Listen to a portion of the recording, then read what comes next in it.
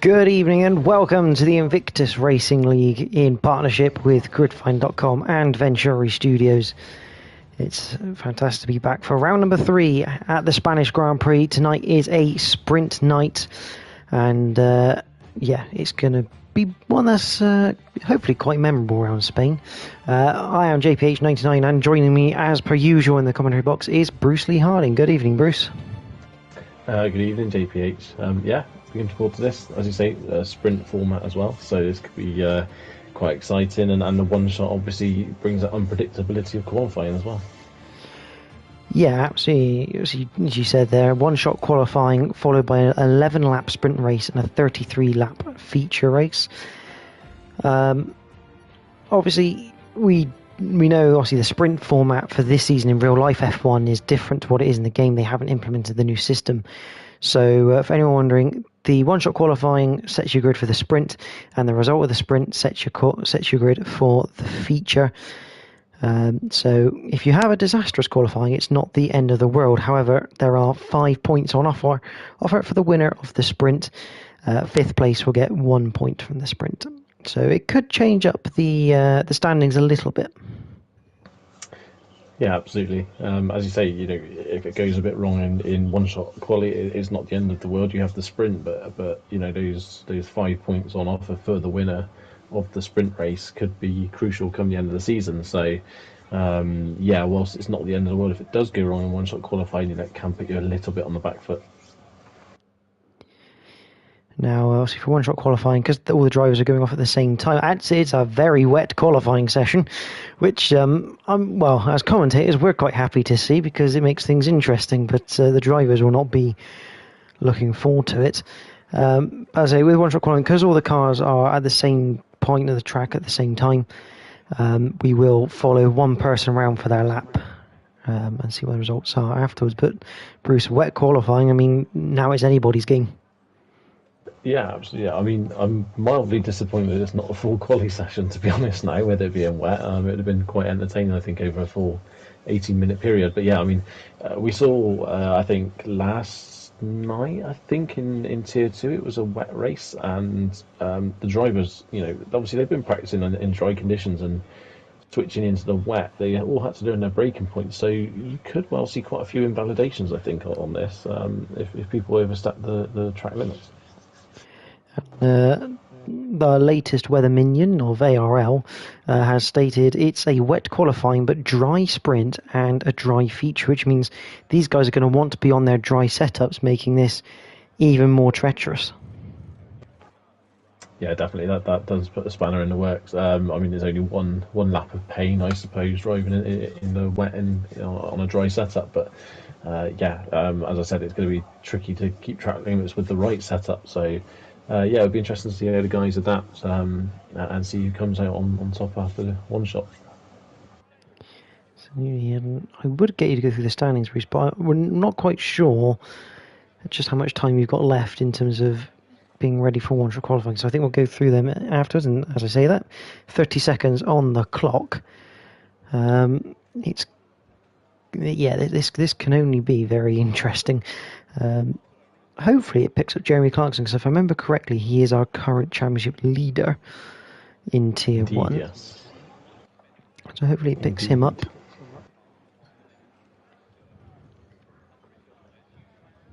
Three seconds in for one shot qualifying, 1 lap to prove yourself. Let's have a look.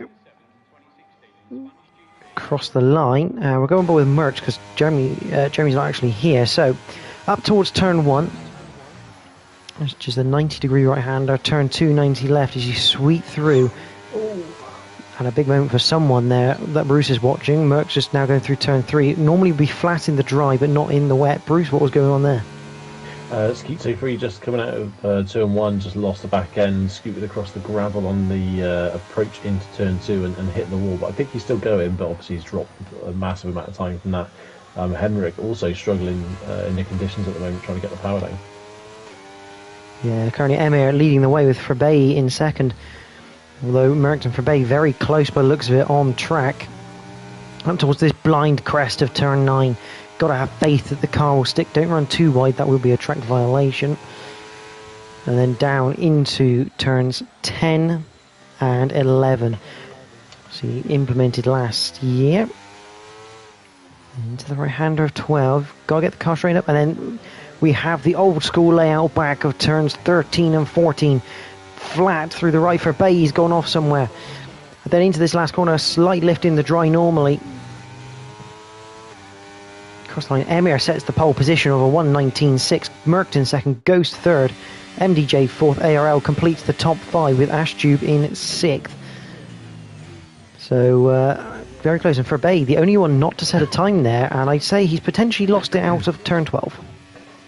Yeah, I didn't quite catch that one. Stenos also at the end of the DRS straight, he's locked the rears coming in and had a bit of a slide, saved it, and then whilst getting on the power spun around anyway. So yeah, a bit of a disaster for him. He was looking quite good there for a while. But yeah, a familiar sight at the top of the qualifying standings with Emir and Merckx and the Astons 1 and 2. Yeah, absolutely. So we'll do a quick grid then. For the sprint race, it is an Aston Martin front row lockout once again. It's Emir followed by Merckx. Row 2 is Ghost and MDJ, with row 3 ARL and Ashtube. Row 4 is Bjorn de Boer and Blester. Row 5 Ricky Maru and Martin. Row 6 is Owen and Henrik Anderson. Row 7 Schizofree and Stinos. Row 8 is occupied by Cameron Searle, and for Bay, the last of the runners, Cameron Searle, a little bit further down, but again, that looks like both Stinos and Cameron with mistakes, possibly due to how dry their setups might be. Yeah, definitely. Obviously, Cameron's had a moment there as well, somewhere along the line. We obviously knew about Stinos and Schizofree, so yeah, a lot of work to be done. I think MDJ and ARL will be pretty delighted with that qualifying session as a 4th and 5th respectively, I think then. So that's great efforts from both those guys. Absolutely. Would you like to quickly run through maybe the top 5 of the standings for each? Absolutely. So yeah, as you mentioned, absent tonight but leading the championship, Jeremy Clarkson has a 8-point buffer on Emir Djurkovic, with Merckx a further 1 point behind. Stefan Rantz only 2 behind Merckx, and Cameron Searle only a further 1 behind Stefan. So still quite tight there, and any one of those guys could now be leading the championship after tonight's race. In the constructors, you've got Aston Martin on 31, Ferrari close behind on 26 with McLaren on 18, AlphaTauri 15, and Alfa Romeo on 13. Brilliant stuff. So, as we say, obviously, Jeremy Clarkson is going to lose the lead of this championship, and there's no drop scores in this league either. Obviously, sometimes you get leagues where you get a drop score. This has no drop score, meaning that if you miss a round, it's a 0 score, and it's not an ideal thing for your championship. However, though, his Aston Martin rivals have both also had 0s themselves. Yeah, exactly. So, and he is still 8 points clear, so he's not going to be, in theory, a million miles behind by the end of tonight. It'll be a bigger buffer than I'm sure you'd have hoped. But yeah, shame he's not been able to make this evening. But yeah, good chance for the others to pick up those slots that Jeremy would have normally occupied. Yeah, and obviously sprint race 11 laps here. I think most tiers this week have gone soft compound for the sprint, haven't they? Yeah, I believe so. I think definitely tier 2 was an all soft compound an affair. So yeah, I think that they're pretty durable, these soft tyres.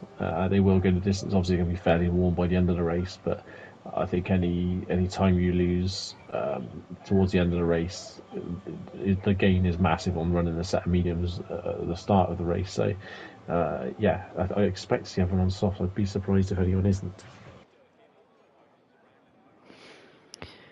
Yeah, and obviously the other thing as well with the way the sprint format is the tyres for the race, you only get 1 set of mediums, 1 set of hards, and that's your lot. And then whatever you don't use in qualifying, which kind of hampers your sort of strategic element in the race. But we're going to go to the 5 red lights for the sprint race at the Spanish Grand Prix. We're all lit up. We are ready to go.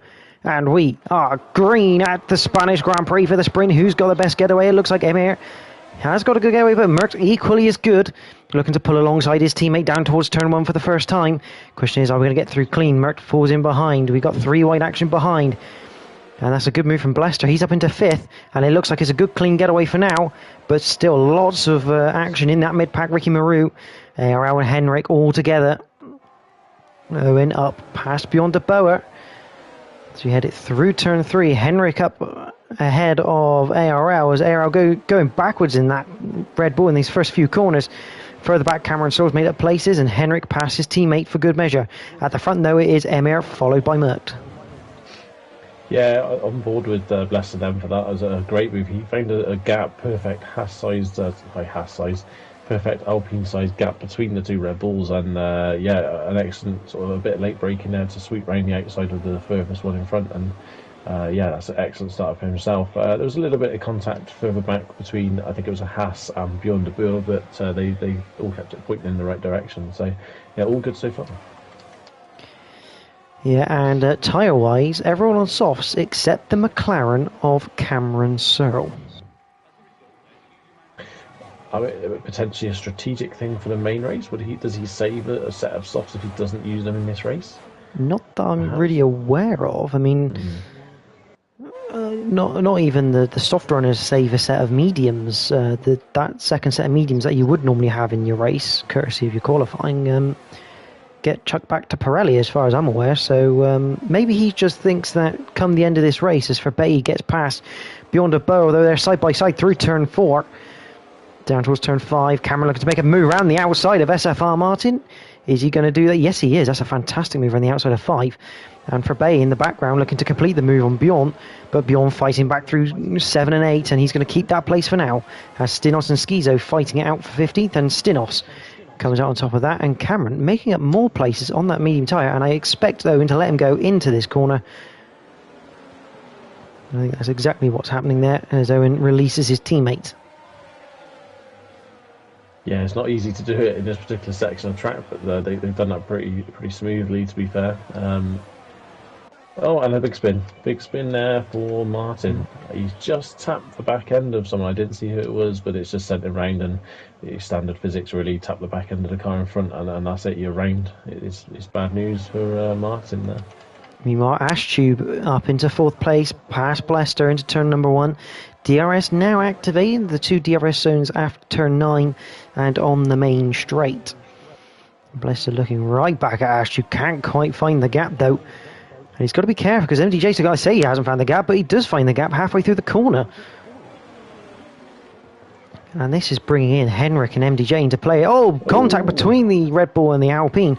Luckily, it doesn't result in a crash into the wall, but it does result in both of them losing 2 places. Yeah, I think MDJ quite happy picking up the pieces there. Just to look at this now, the top 2 in the Astons have just vanished. They've gone there in their own little race tonight by the looks of it in the sprint. So I'm sure they'll keep it nice and tidy now to the end and take the 1-2. But the fighting going on in the mid pack is absolutely fantastic. Yeah, it's always good to see. And remember, even though Emir sets the fastest lap on lap 3, 1:12.7. Even though, like for the likes of Cameron and Owen, they're not in the points for the sprint at the moment, this is quite crucial for where they start the race in the feature. As it looks like Henrik. Yeah, I was going to say, Henrik also passed MDJ, Ricky Maru passed Blester. All of these with DRS. I think this is clever from McLaren, because even though Owen might be a little bit slower than Cameron, there's no point not utilising that DRS to almost start playing leapfrog with each other to catch the cars ahead of them. No, definitely. I just seen a big slide there from Ricky Maru as well out of turn 4. So the guys are struggling for grip at the moment, even though they're on the grippy softs. They are struggling slightly. But yeah, I mean, testament to the competitiveness of the mid pack. You know, Blester was in 4th just a minute ago, now back down in 8th. At the tail of this, in the middle now of this train, now that everyone's sort of caught up behind. So, you know, this is anyone's game really. There's a huge DRS train all the way from 4th down to 15th. Yeah, you feel like that if they're all close enough coming onto the main straight, Henrik here could lose 2 places, not just 1. Although Ashtube, a little bit slow out of turn 12, might just give a little bit of a reprieve to Henrik as he immediately goes to the inside, back to the outside. And MDJ is going to get past him nonetheless with the DRS. But you kind of somewhat feel that to a degree that sort of trying to break the toe is almost a little bit useless around this circuit.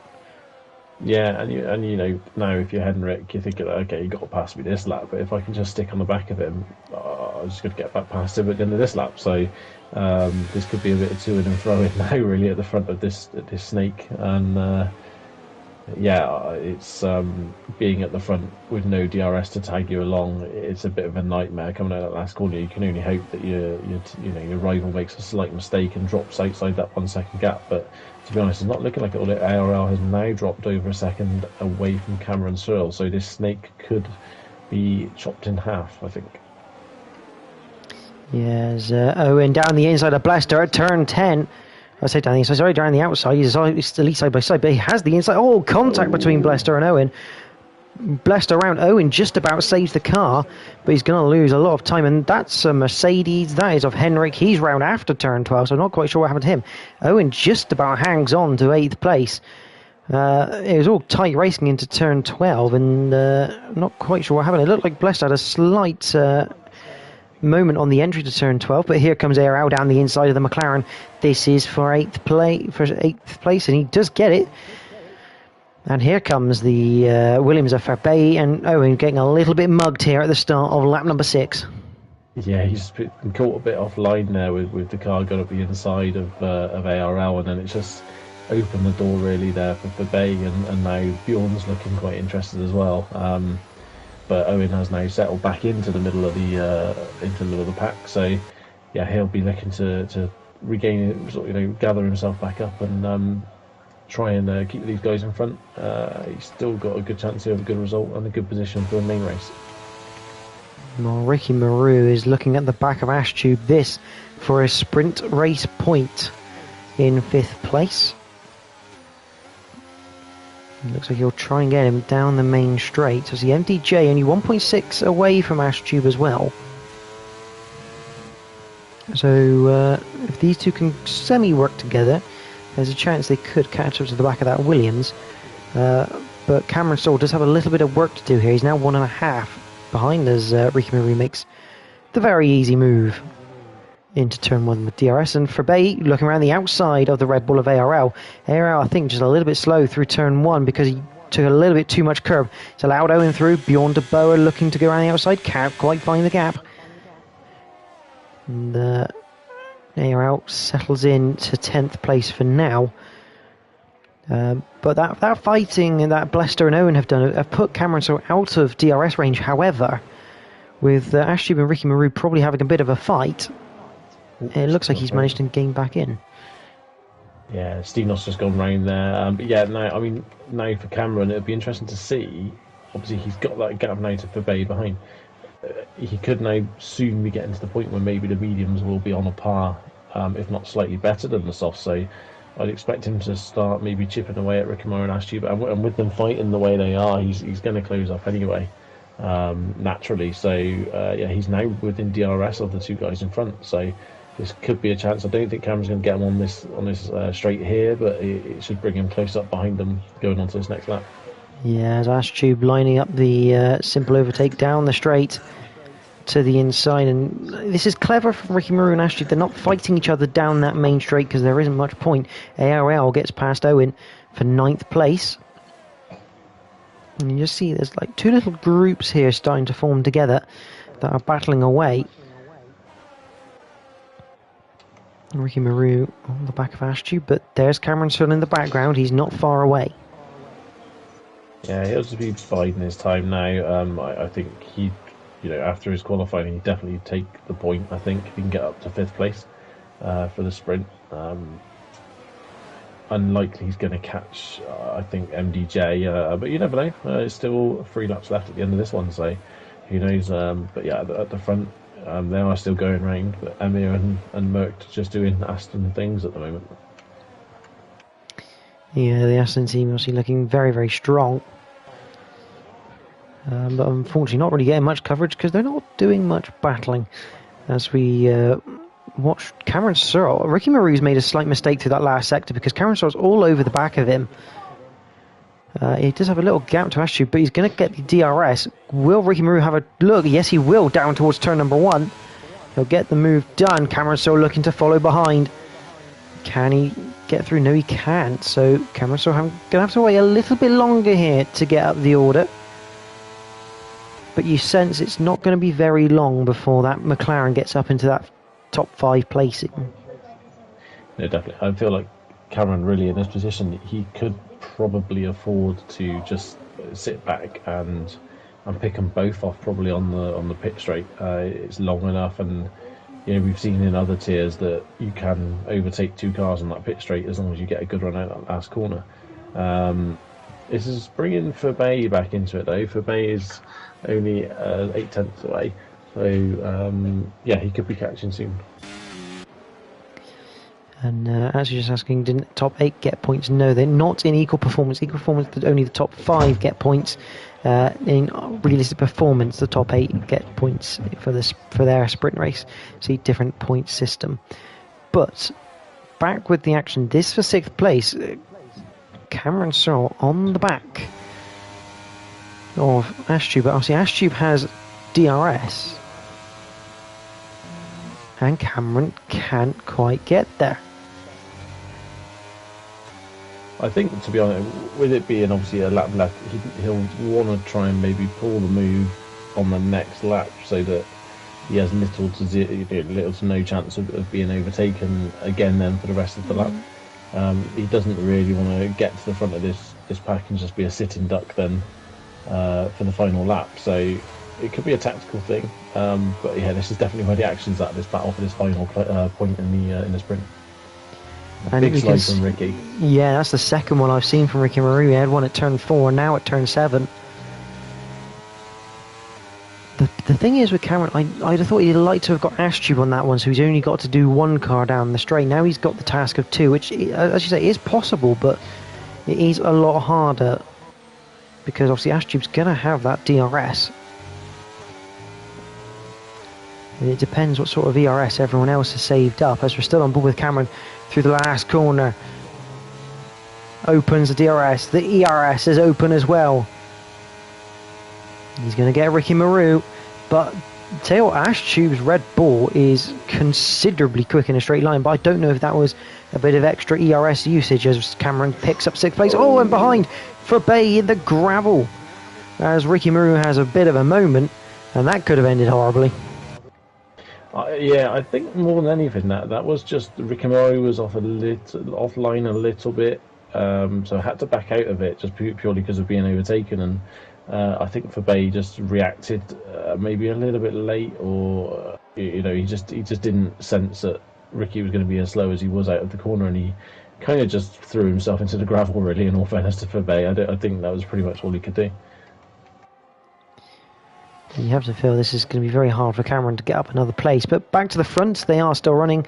It is Emir Jurakovic who's going to come through to win the sprint race and pick up 5 more points for the championship. It's a perfect start for the Astons. Front row lockout, and they're going to lock out the front row for the feature as Merck finishes 2nd. Ghost, a lonely race in 3rd, but I don't think he'll mind that, so with MDJ in 4th. Meanwhile, it's going to be Ashtube picking up the final point of the race, with Cameron Sorrell in 6th. Ricky Maru 7th, for Bay in 8th. Owen 9th, ARL 10th, Schizo Free 11th, Beyond a Boer 12th, Stinos is going to be 13th, Blester 14th, Henrik Anderson 15th, and Martin will round out 16th place. But good position pickups for Fabay and Cameron. 8 for Fabay, 9 for Cameron Sorrell.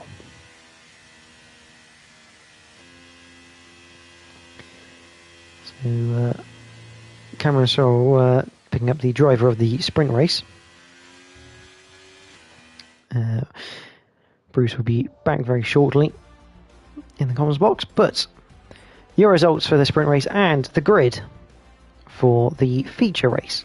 Emir Jurakovic is first with Mercked in 2nd, Ghost in 3rd, MDJ 4th, Ashtube is 5th, Cameron Sorrell 6th, Ricky Maru 7th, Fabay 8th, Owen 9th, ARL 10th, Schizo Free is 11th, Bjorn de Boer in 12th, Stinos 13th, Blester 14th, Henrik Anderson is 15th, and SFR Martin is 16th.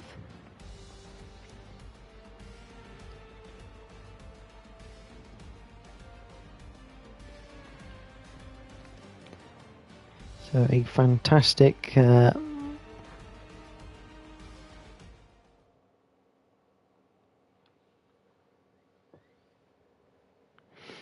Fantastic sprint race.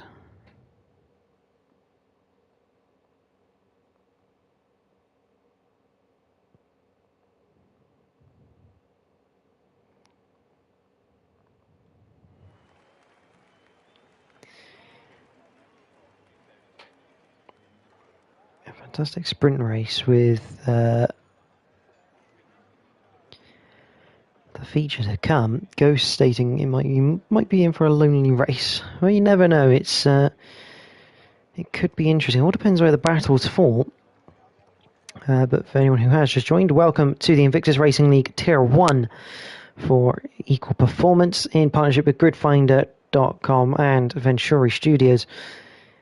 It's gonna be one of those races, I think, where it depends on what sort of strategies people decide to go for here, and also whether we get any safety cars. I think the majority of people might go for a medium soft strategy in one way or another.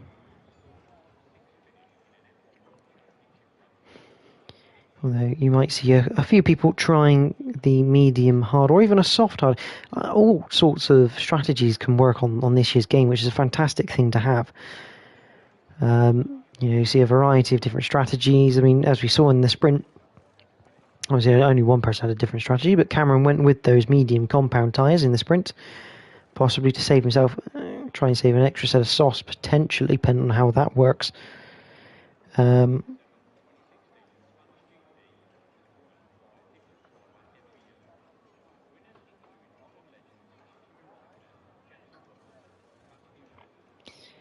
Keza finding that medium hards went really, really well compared to a soft medium on Monday. Obviously, I think as well, it depends on style, because it depends how much you wear your tyres out as well, whether you can gain extra performance out of them when they're later on. It all depends on many factors. But again, obviously, if you could have the most perfect strategy, but if a safety car comes, that could throw everything out the window. Saying that the mediums overtook the softs really early. See, it was different in Tier 4. Tier 4 was ever so slightly different to that, in which the softs held up quite well. So it'll be interesting to see how it all depends slightly on weather as well, because if it's slightly cloudy, obviously the soft tyres will work slightly nicer, and that is Bruce rejoining me in the commentary box. Just discussing tyres, but we're going to have the 5 red lights, and we are green for the feature race at the Spanish Grand Prix. Who's got the best getaway? It's once again the two Astons who lead the way. Merckx has already slotted in behind Emir, but behind we've got side by side camera down the inside of Ash Tube. He looks like he's going to get that done. There's a Williams on the grass on the entry. We get through turns 1, 2, 3. Are we still clean? Looks like we are. Other moves happening, but a clean getaway, and it's the two Astons that lead the way through into turn 3. MDJ looking to go down the inside of Ash Tube, which he does successfully. And it looks like Owen looking to go around the outside of Ash Tube, 3 wide into the hairpin. And the meat of the sandwich is that Red Bull. And unfortunately, all 3 drivers off into the gravel trap. A little bit silly to be going 3 wide that early, but unfortunately, Owen and Ash Tube, no idea that Ricky Maru had gone for that move on the inside of turn 5. Henrik gets past beyond De Boer, and will come to leave very shortly, as I think Stinos and Ferbey going side by side, but nothing coming of it. To you, Bruce. Yeah, there was a slight contact at turn 1. Stinos just tapping the back of Ferbey, but luckily I think it was a very gentle tap, so no damage. But yeah, I think I may have actually just witnessed potentially one of the slowest accidents in the history of Formula 1. It just they all connected, all 3 of them, and just sort of there was nothing any of them could do. They just slowly sort of edged their way into the gravel. So yeah, a bit of a disaster for those guys. As you say, 3 wide into there, not really possible. I think Ash Tube was the one in the middle, possibly.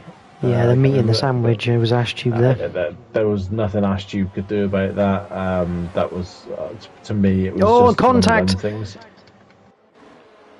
Blester, and looks like Henrik involved in that as well. There's Bjorn de Boer, virtual safety car for Debris. I'm going to have to rewind. It looks like Henrik's gone down the inside of Blester, caught the rear corner of him, and unfortunately there's a Red Bull of ARL involved in that as well.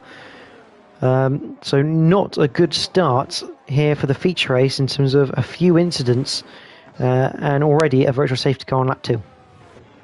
Yeah, it looked like that whilst they'd all started getting going that Beyond the Board tried letting ARL back past, but obviously the game doesn't allow that, so ARL had to let Bjorn back past. So whether or not Bjorn sort of was trying to do the gentlemanly thing and return a position, whether or not I obviously didn't see the incident, but that would suggest maybe that might have been the case. But yeah, it's such a shame after a really, really clean sprint race and a clean opening a few corners of the first lap, it's all gone a bit wrong. And Blester he's now driving the wrong way up the track, which is very interesting, into the pits. That is very interesting. Didn't quite catch that. But we are back to green flag racing, and DRS immediately enabled as here comes Cameron Searle looking to jump the AlphaTauri of Ghost. A slight touch of wheel banging, but that's all good and clean. And Cameron up into the podium places, and he is looking to challenge these Aston Martins. Yeah, obviously, he's in a better position now after that, good drive in the sprint now to be able to challenge the Astons, and obviously he's made a great few positions now on the start of the feature race, or the main race rather. So yeah, he'll be looking to make it not quite so easy for the Astons after the sprint race. Obviously, Aston leading the constructors at the moment, and with the double sprint race, everyone else needs to do the best they can to sort of interrupt their main race. Absolutely, as it looks like Stinos looking with DRS to get past Schizo free. He should do that fairly comfortably. As there he goes. Now, just a note, tyre-wise, obviously we'll ignore the bottom three because they have pitted for damages. But everyone on the mediums, sort of the 12 that are still out with no pit stop made, everyone on the mediums except for Ricky Maru and Ghost, who have gone softs. And SFR Martin has gone for the hard compound on his first stint. So it'll be interesting to see how that works. And it looks like Henrik back in the pits again. Bruce, I don't know whether you want to keep an eye on that and see whether that's for damage or not. And he's actually just retired in the race instead. Yeah, he's obviously had enough, which it's a bit strange. Obviously, he's obviously felt that the start of this race hasn't gone well, but we saw last week that safety cars, and even this week in the tiers this week, safety cars have come out really late on and brought people back into the races when it looked like sort of all hope was lost. So surprising that on a lap 4 retirement, I can understand it maybe if you get to lap 20 or 25 and you feel you've got no way back into it, but yeah, very, very early white flag there from Henrik Anderson. Yeah, and the problem is that it causes a yellow flag down into turn 1 at the moment. Hopefully now it goes away so people can now start to overtake as the two Astons get quite close to each other. For Bay, we'll get past Schizo. Yeah, you've got to be careful because now you're going to get some yellow flags where the AI is looking to pull up and retire the car, which can be awkward because this first sector is known for creating a few opportunities even through turn 3. Yeah, definitely it can scupper it. Obviously it's the correct way to do it, obviously, as Henrik has done as per the IRL rules. So yeah, obviously there's nothing you can really do about it. It's better, I suppose, than someone just retiring on the track, or which could cause other issues. But yeah, it's a bit annoying. We've had it a few times in the past where you've been sort of looking to make a move into turn 1 and you can't. But yeah, it's just an unfortunate dynamic of the game, really, that your car just doesn't get taken straight into the pits. Yeah, absolutely. I'm watching this battle for third because Cameron Searle's dropped off the Aston Martins. He can't quite stick with them. And he's got Ghost coming in. Like, those softs look like they started to come into fruition here. They look like they're starting to work for Ghost as he now goes past Cameron. Yeah, definitely. Obviously, he'll be looking now to close the gap to the Astons, and to gap Cameron, just so that he's not easy fodder for the next lap as well. So MDJ also cracking onto the back of Cameron still as well. So yeah, this race is changing constantly at the moment. Obviously, it's a shame really about that incident at the start, because it's spread out the field towards the tail end a little bit. But still some great racing. Stenos up the inside of Fabay at the moment, which is now the outside into turn 5. Yeah, so good race between these two. Fabay 6th, Stenos 7th. The Duracell Bunny working overtime in that Williams powered car.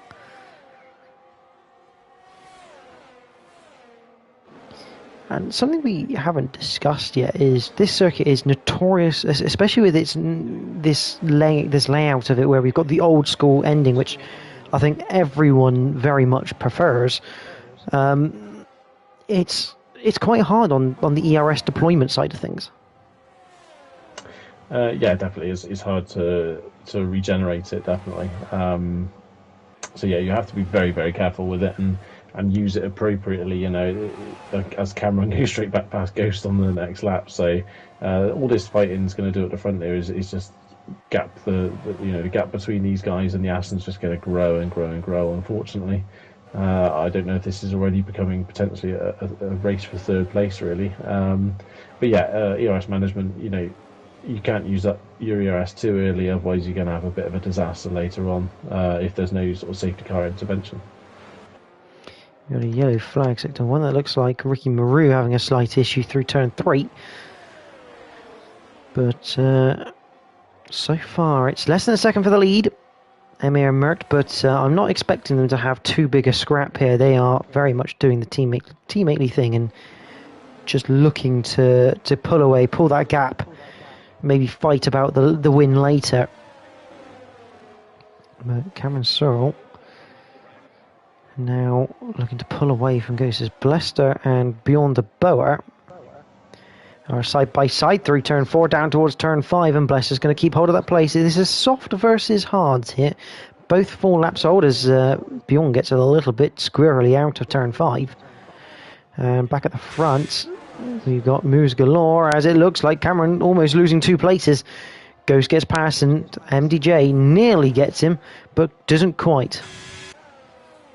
Yeah, as Cameron, he's looking, but a little slight gentle tap there, but a little bit on the back end of Ghost, but no damage caused. Yeah, it's very difficult, obviously, with everyone on different compounds as well, which are all behaving very differently at the moment. So trying to sort of be very race aware as to everyone else's grip levels is quite vital at this point. But yeah, interesting with Blester and Beyond the Board. Obviously, they both come in the pits mega early after incidents at the start of the race, and both gone with very different strategies. You have to feel Bjorn's probably thinking he's going to go to the end of the race on those hards, but Blester's obviously committed himself now to a second pit stop. So we'll be interested to see how it plays out. Bjorn after pit stops may be on the tail end of the train, but then obviously he's going to have a very highly warm hard. So yeah, I think anyone now that's had to pit early is very much looking for a safety car. But so far, other than that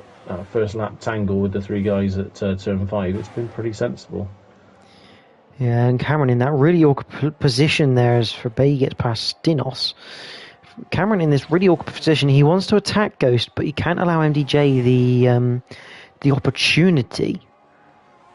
And that Stinos really overtakes Fabay into turn 4. That's a good move. It's not uncommon that you see moves into turn 4, but it's not exactly the most commonplace all at the same time. But yeah, Cameron into turn 1 kind of looked like he was almost looking for a move on Ghost, but also semi-defending from MDJ, and kind of didn't quite commit to either to try and cover both.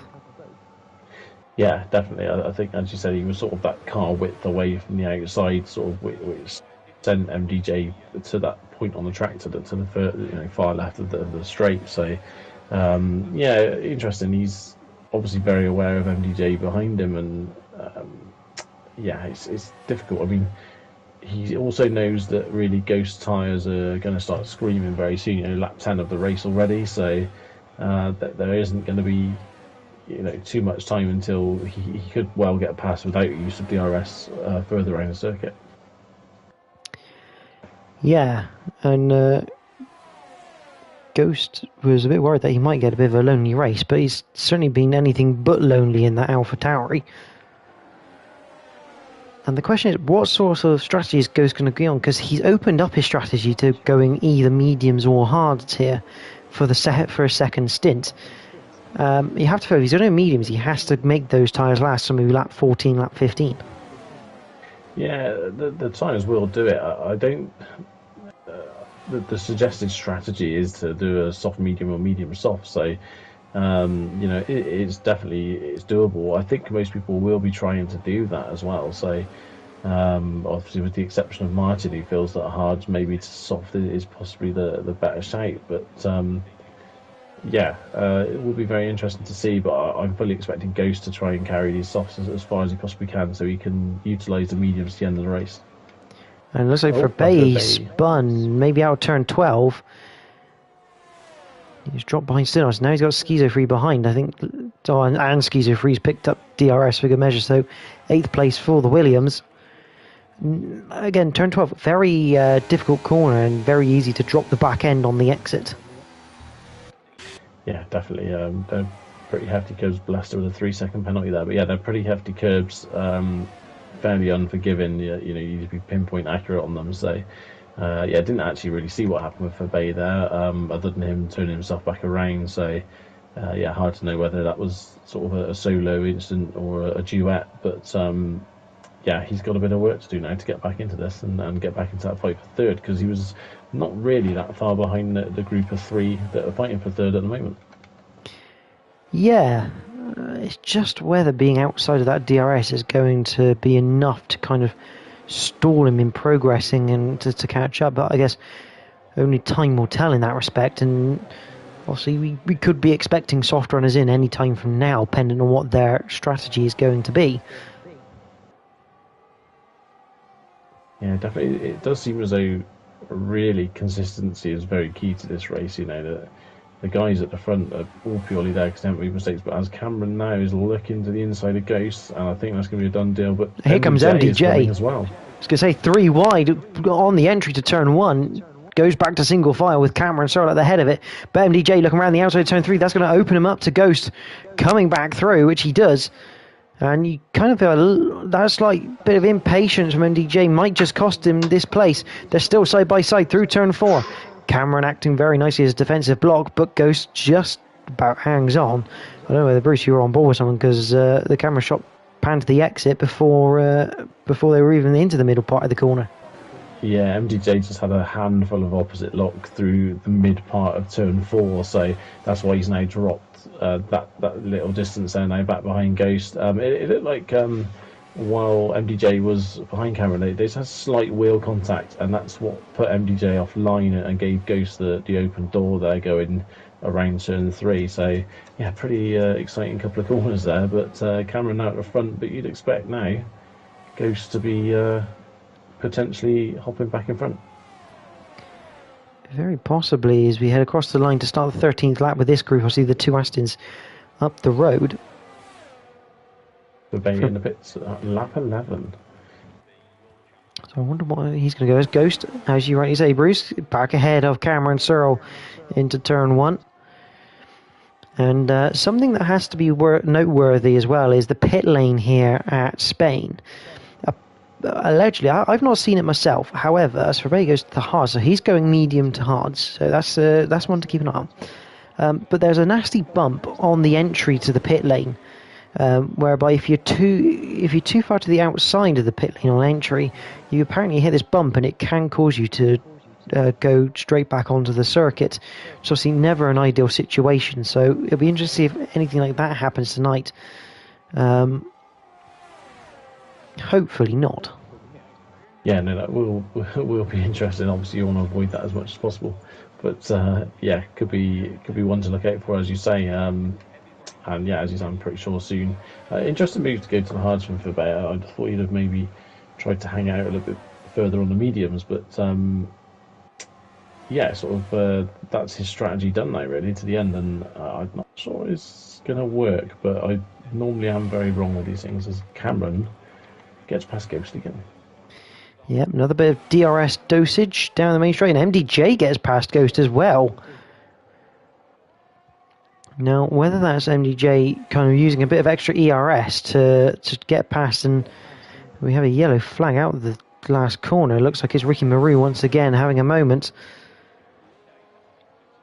But MDJ may be looking to try and get on the back of Cameron and maybe try and drive away from Ghost whilst Ghost's tyres start to fade away. Because you have to feel this is the time that the softs will start to lose that grip at the very least.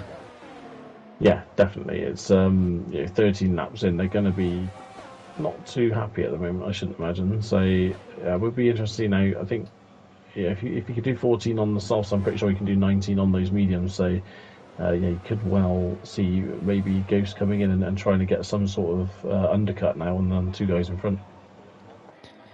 Yeah, I've just seen Joe Hamster saying that he definitely does not like the new layout. Well, he's a bit weird. So there we go. Oh, As and Ghost, you're right. Ghost hits the bump. Comes in hot, hits the bump, and goes straight across the grass back onto the circuit.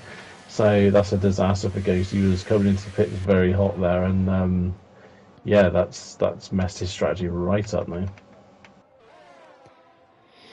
So unfortunately, Ghost didn't quite get the memo about the bump, and I'm not quite sure how that gets looked upon, because it's a sort of thing in the game where it probably shouldn't be there, but it is, and there's not really a lot you can do about it if you do hit it. So Ghost having to do an extra lap, and the worst part about that, he's lost time compared to if he was just to stay out for another lap like on the normal line. So it's kind of like a double dose of time loss.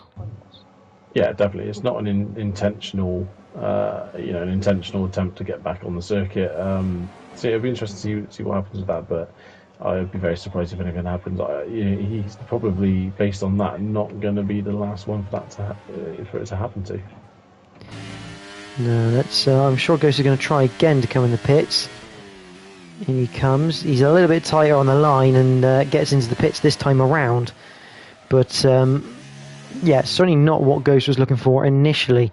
Meanwhile, MDJ on the back of Cameron, but not quite fast enough to get past him on the main straight. No, definitely. He's right on him. But right, Ghost is now in the pits, and he has managed to get into the pits without sending it back onto the circuit. But obviously, that's going to be a bit of a disaster, and going to put him behind people he wouldn't have actually originally been behind. One of those is actually now. Sorry, I was going to say for Bay, but for Bay, still just slightly behind him. So for Bay, just behind Ghost. Owen on the back of Martin. So you remember, Owen was caught up in that earlier incident between him, Ashtube, and Ricky Maru. So he's having a little bit of a recovery drive here in his McLaren. Question is, how far up can Owen get? Obviously, he's catching up to SFR Martin on the hard tyres, Owen on those mediums, and those hards will start to come good in comparison as the stint wears on. But yeah, definitely. You'd think he's probably going to try and get to maybe like 22, 23 on those hards, and then pit for the soft, so he'll be super fast at the end. But MDJ back past Cameron Searle now for third place. Yeah, and we spoke about Stinos earlier. Stinos has not been able to make inroads. As we said, I think that a little bit of DRS training has kind of stopped Stinos in his tracks now, as Owen overtakes Martin down turn 1.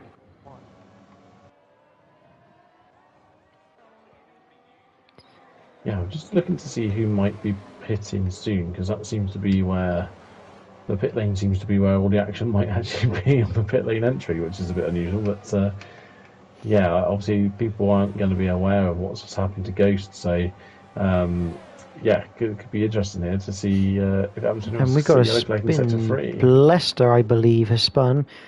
I wonder if he has hit that bump. because he spun Possibly, and he was all maybe, over the yeah. grass on the pit entry. Yeah. And I think that might be a retirement coming. Yeah, I mean, he's nearly lost the back. There you go, the retirement from Leicester. So yeah, that's it's not gone well for him after looking like a really solid first few laps, and now retirement. I'm not gonna lie. I mean, Cameron is about to overtake MDJ with DRS, but I'm kind of semi-scanning down for people who might be coming into the pit lane anytime soon, because as Bruce rightly says, there is definitely some action to be had on the pit entry. Although you have to feel that maybe it's only really the top 8 and maybe Bjorn and ARL that are left to come into the pits for another stop. Although Bjorn and ARL may well try and go to the end on those hard tyres. Yeah, big slide from Cameron there into turn 5. I don't know if he locked the rear slightly, maybe, but it's a very unusual little slide that Ghost has gone around the outside of Ash Tube. That's a pretty good move. Although Ash Tube is on those 17 lap old mediums, so that tyre difference says Emir into the pits. He does get into the pits successfully. MDJ, no. No Cameron. Will Stinos come into the pits? No, he won't. So it looks like they're all looking maybe at, obviously with the exception of Emir, looking at an 18 lap hit maybe. Be 19 and a 1914 split, which is what the game defaults the strategy on initially. Yeah, surprising that no one's really come in to try and get that undercut, really. Because you do normally get a slight undercut when you come in, into the pits slightly earlier. So it'd be unusual if they all came in at exactly the same time, but it's getting to that point where I think that could well happen. So Emir in 5th, 4 seconds behind Stinos and catching. Obviously, being the lead driver Aston Martin, he had the pit strategy call. Yeah, I mean, it's going to put Merck probably a further couple of second half, maybe further behind MESA. Yeah, things are looking pretty rosy for Emir at the moment, to be honest. So in comes Merck into the pits. You'd have to think that Cameron and DJ will follow. Here comes Cameron. Oh, Cameron hits the bump. And as does MDJ. Stinos carries on. Stinos now catching everyone up because everyone else is hitting the bump. Owen could be our next victim.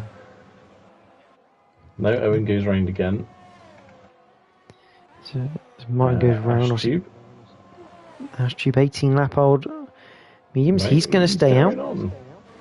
So, it's a bit weird that we're watching people do this into the pit lane.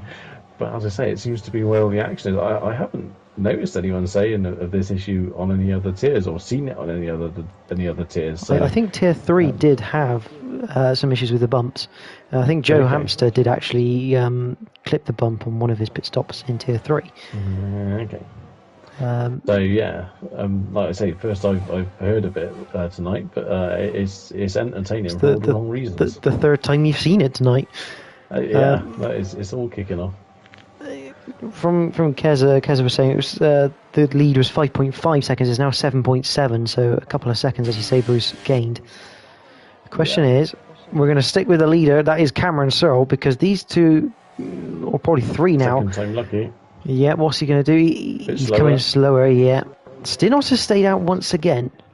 Big slide from Stinos out the final corner, though, and he's going to get overtaken by Emir. Owen, our potential next victim. He's not going to come in. I think Owen's forgot he needs new tyres, that's fine. Martin carrying on. Ash Tube could be going for it. No. So a lot of people here are probably going to go medium to softs, not trusting the softs can do a huge amount more than the 13 laps or 12 laps clearly. So a little bit of a surprise, but Ash Tube now about to join on the back of MDJ, but MDJ's clear of him. So yeah, that's worked out right for Cameron and MDJ. They're not come out and really in too much traffic. Although interestingly, that now after their pit lane incidents, they're now behind Fabay. Fabay has a 3-second time penalty, I believe. But we'll be probably going to the end on those hard tyres. Yes. Yeah, it's going to be interesting. I mean, Ghost all over the back of Owen through turn 9. Owen having a little bit of a twitch through turn 9. And Ghost looking to the outside. I'm going to quickly go back to Stinos. I think, yeah, Owen's fine for now. And Stinos has hit the bump. Who's next to take on the infamous Catalunya bump of the pit lane? I think, no, Owen's decided. I think Owen's turning into Lightning McQueen here, you know, just a splash and go, no tyres required. Although I must know, it could be an interesting strategy from Owen. Yeah, but... yeah. Maybe he's just really hoping for a really late safety car. I mean, I'm surprised that we've been kind of fortunate. Oh, a big slide from Owen there as well. These tyres are struggling. I've also noticed Stinos really, really struggling as well. So, yeah, it's they've got to be coming in sooner, sliding everywhere. Yeah, I'm not quite sure what the strategy. I think Owen may be hoping if he goes long, picks up a safety car, he can leapfrog a load of people. Either that, or he's thinking maybe he can get some softs on, and rather than worrying about where, he can just use them to the best of their abilities. But Merckx is right on the back of Stinos. I'm expecting as Cameron still gets past MDJ. Here comes Stinos once again. He's hit the bump again, but he just about keeps it in the pit lane. Owen going down now to the pits. Here we Lightning McOwen into the pits, and right. Yeah, I think Cameron may have told him about that one in the old team chat. Ash Tube coming in, slow enough for the bump to not affect his car. And as for Bay past Martin.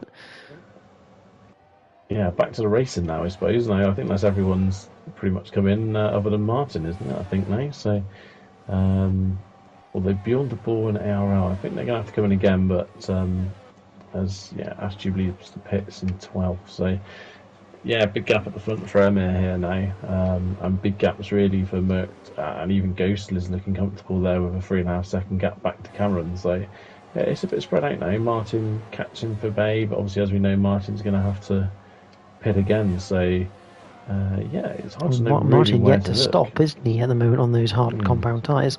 Owen's come out in 11th, but he is on fresh soft tyres, and he can probably push them a little bit harder than what most people are able to on their tyres. Meanwhile, Ghost has managed to gap Cameron by 2.8, which is a bit of a surprise considering Ghost is on those mediums. Meanwhile, SFR Martin, he's coming into the pits. He slows right down and gets into the pits nicely. So that's all the pit stops we're expecting. Maybe Bjorn and ARL might have to come in the pits to change out their hard tyres. But this race has definitely spread a little bit as Owen now within a second of Ricky Maru. There's a car off. That's Beyond the Bow has managed to find himself in the gravel trap on the outside of turn 10 and 11. I'm not quite sure how he's managed to do that, but fair play to him as Owen gets past Ricky Maru through turns 1 and 2. Yeah, as you say, it's spread out a little bit now. There's the fight between Owen and Ricky does seem to be the closest fight of the lot. And you feel that even that's now come to an end now that Owen's ahead on the soft tyre. Yeah, just looking at penalties for Bay with 3 seconds, Schizo free also with 3 seconds. So, well, obviously Schizo free is clear enough of Owen, but I think Owen will get within those 3 seconds pretty quick now. He's on those softs. For Bay, he's going to have his work cut out, I think, to try and keep 3 seconds to MDJ.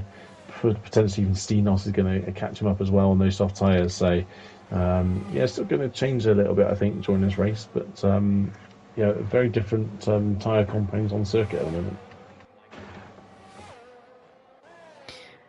Yeah, it's good to see, obviously, all compounds. And as I was saying at the start of the stream, because of the way the tyre situation is on this game, you've got all sorts of manner of strategies that can work.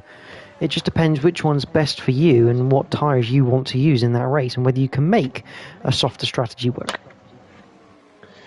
Yeah, definitely. It does seem to be favourable running the softer strategy, really, on this game at the moment.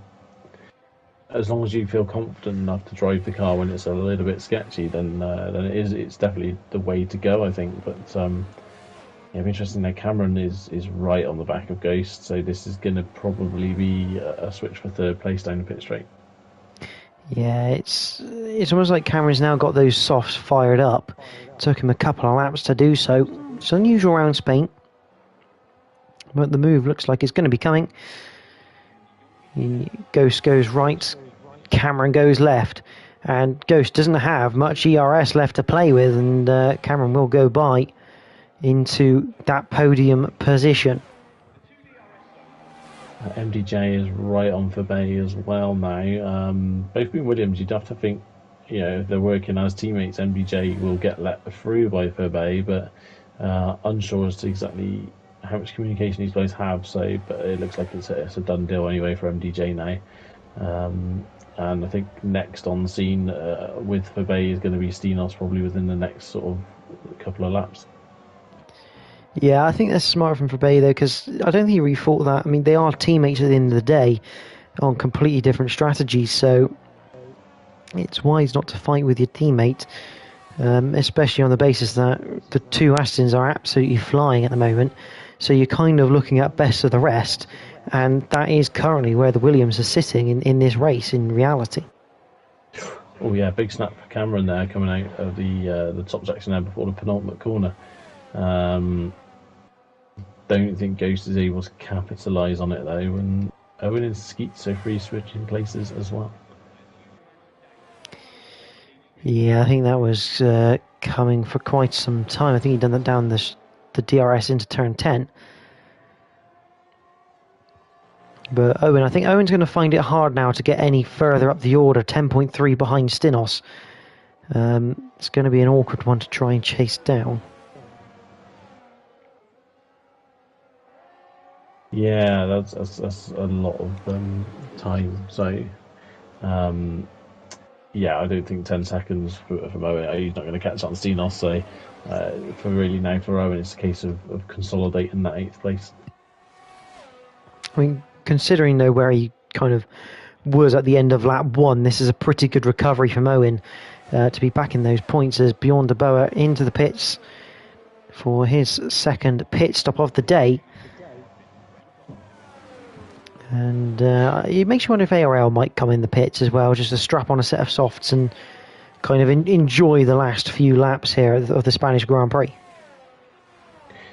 Yeah, definitely. I think that's pretty much all he could do. Obviously, they'd have been hoping for some sort of safety car to bring him back into this race. But, yeah, barring that first lap incident, it's been fairly calm. And obviously, there's been a couple of bits here and there. But, yeah, no one's found the wall as such yet. So, yeah, disappointing, I guess, for Bjorn. And also, it's going to be disappointing for ARL to finish where they are. But yeah, the racing has been pretty clean generally. As Martin gets past Ricky Maru down the main straight. I must say, Bjorn de Boer, really good driving that. He came out of the pit lane. He could have come out in front of this group of 3, but decided to just hang back as he exited the pits just to allow them through and not get in the way. So fantastic driving from him. Good awareness. But Stinos on the back of Fabay. And if these guys fight, Owen could start to reduce that gap enough to get maybe in the window for Bay if they fight. Oh, and a big slide for Bay there.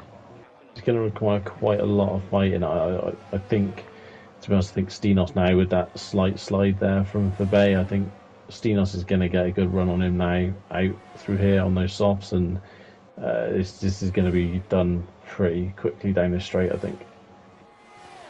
Yeah, Fabay unfortunately not within the DRS of his teammates, and there goes Stinos down into turn 1. You have to commend Fabay on this effort though with this strategy, going the medium hard strategy. You have to kind of commend this effort because, let's face it, there wasn't many people.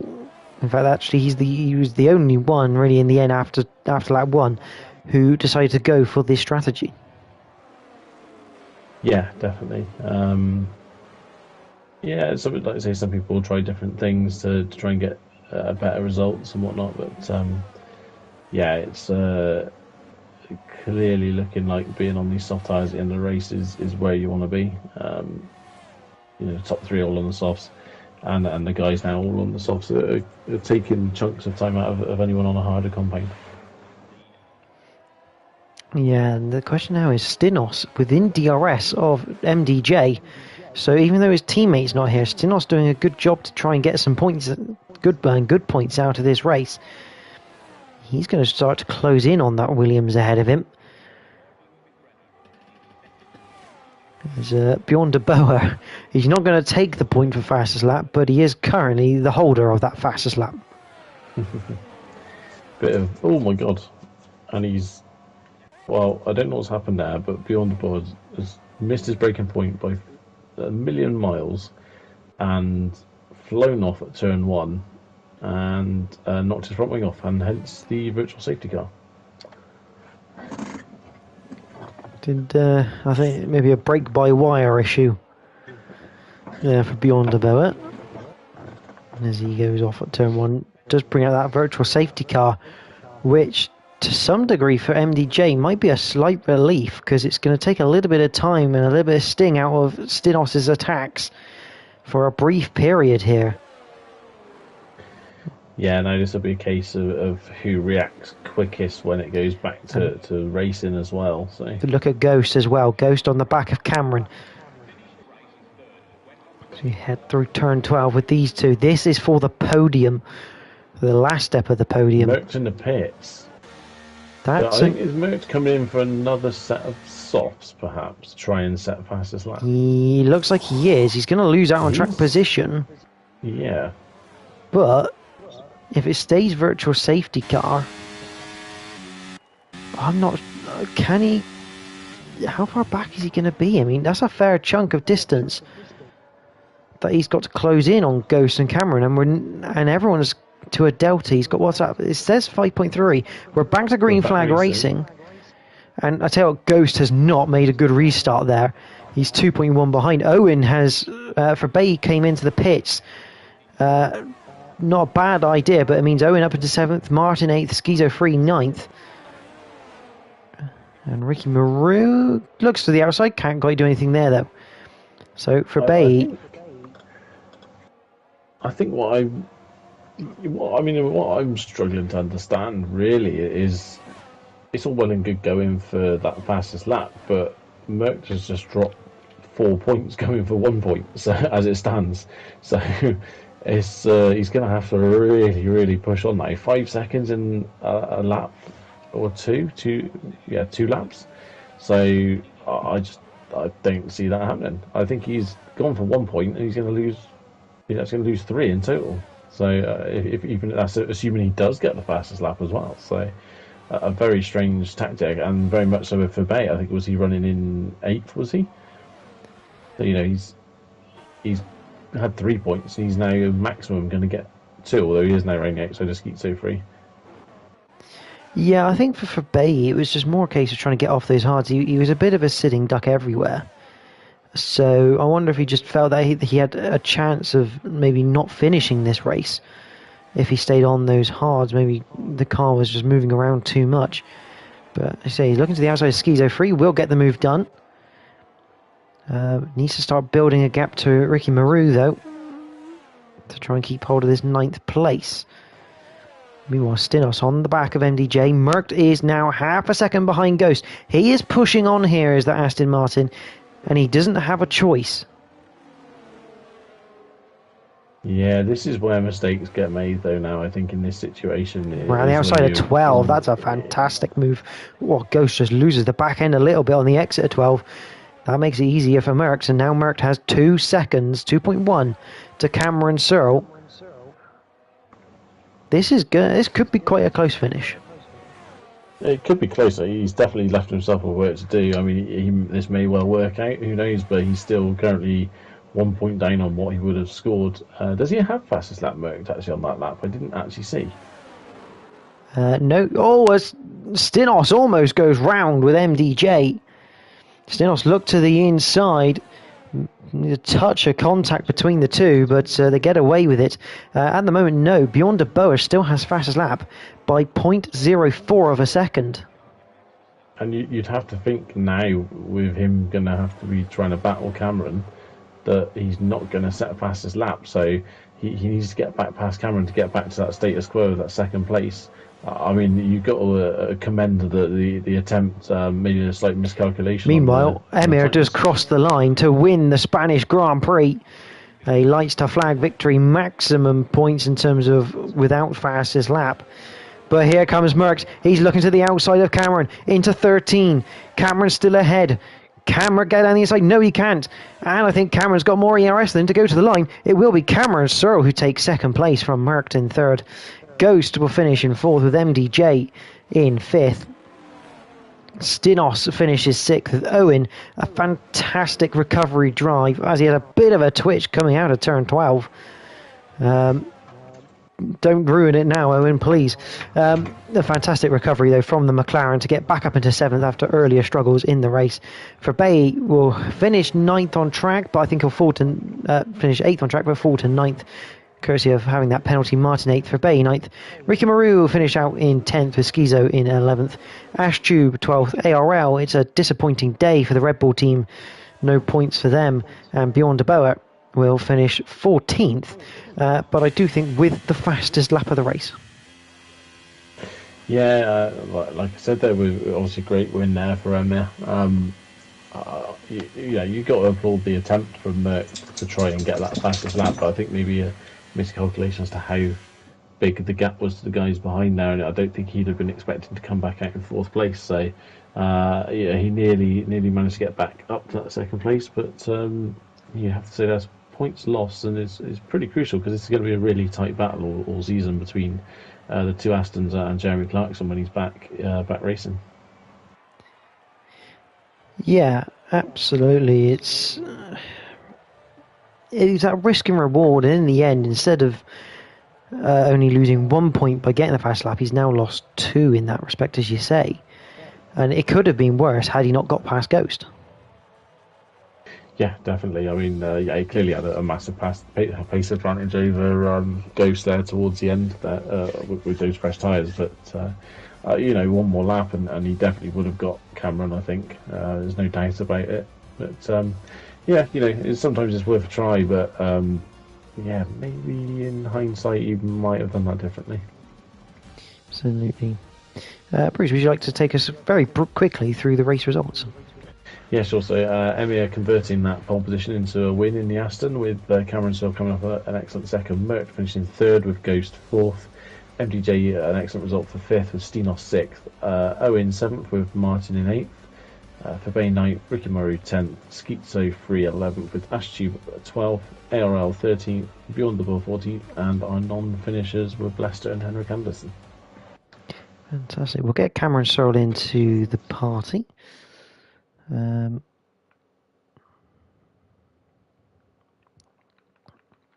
For a bit of interview.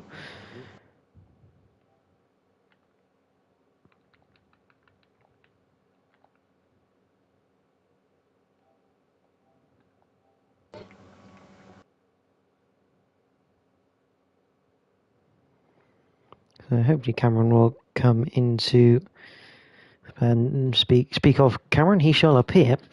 We'll let him in the session. We'll let him get all set up. But Bruce, I mean, that was the ending of that race was very entertaining, to say the least. But you feel slightly unwarranted. Yeah, I think, like I say, sometimes you've got to try these things. I think in hindsight, maybe Merckx wouldn't have gone for that, but you just never know sometimes until you try it, do you, I guess? Maybe he felt that if you could get back to second and get that extra point, it'd be pretty beneficial in the long run. But as it is, he's just sort of, given Emmy a couple of sort of 3 points there, really. So, but you just never know until you try. Sometimes, I think. Yeah, absolutely. Hopefully, Cameron, good evening. Hopefully you can hear us. Yeah, loud and clear. Hopefully vice versa. Congratulations, Cameron. Second place. I mean, possibly a slightly surprising second place for you, but I'm sure you'll take it nonetheless. Oh, yeah, 100%. Yeah, that I was just clinging on there at the end. GG to Luke, he deserved that one. Yeah, no, he closed up over 5 seconds in 2 laps, so that was very lucky at the end there. Absolutely. And let's just talk about, obviously, your race in general. It's a fantastic battle between the likes of yourself, Ghost, MDJ was there as well, a host of others. I mean, it was a other than the Astons kind of like pulling away from everyone, kind of the best of the rest fight was fantastic to watch. Yeah, tier 1.5 I think will be brilliant this season. Yeah, I'm coining that. Yeah, no, with Ghost it was brilliant, but with that one I have to thank Owen. He played a few little tactical games there whilst Ghost was trying to get through the pack after his pit stop. Helped me with a couple of seconds. And well, Bruce, would you like to ask your question? Yeah, sure. One of the more entertaining aspects from an outsider's point of view was the infamous pit lane bump. How Oh no! How close were you to hitting the end of the pit wall? Were you glad to just survive that one? Because it looked, I think, on your second attempt, you also maybe hit the bump pretty awkwardly as well.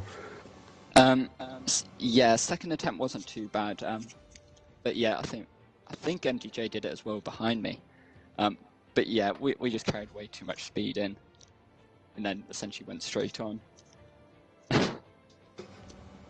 Yeah, it wasn't close to the wall, but it was just annoying. I mean, what was, obviously, because you and Owen would have been in a party chat together. I mean, was the first thing that you done after you kind of hit the bump and fell back on the circuit? Was the first thing to do was just tell Owen careful of that bump, because he didn't come in for quite a while afterwards. Well, I mean, the gap for him pitting was tactical. He was helping me get that podium. He was backing up Ghost through sectors 2 and 3. But yes, as soon as I had my issue coming in, I was literally screaming at him. There's nothing quiet about that. It was brilliant. Well, congratulations, Cameron, on second place. Good to see you here again. Obviously, we'll see you out next time for round number 4. But a couple of, obviously, we've got write-ups from Merck and Emir. Merck saying his pace is okay. He knew Emir was too quick for him today, so the aim was second place, but made the mistake in the race to pit. Could have got P2 again, but couldn't quite make the move at the end. And Emir saying that he was aiming for P2 because something we didn't mention, he does have a 5-second penalty carried over to this race, but luckily for him, Merckx didn't have the pace. He just was apologise for making it a boring race. I mean, you can't help it if you've got that sort of pace. But Bruce, I mean, to cap off the evening here at Spain, I mean, other than really the Astons, the rest of the field, just throughout the field, it looks like we're going to have some fantastic racing for the rest of the season. Yeah, definitely. And we've seen people there who were, at one point fighting in the top 5. They suddenly dropped down a few places, and vice versa. So, yeah, the Astons are looking strong at the front, but behind that, it's really anyone's game. We've seen 1 week people have excellent races, and the next week it sort of all falls apart. So consistency is definitely key. I know it's a bit of a standard phrase that everyone uses, but I think this season in this tier it's going to be pretty vital. Yeah, obviously next week we head to Texas, the Circuit of the Americas, for the USA Grand Prix.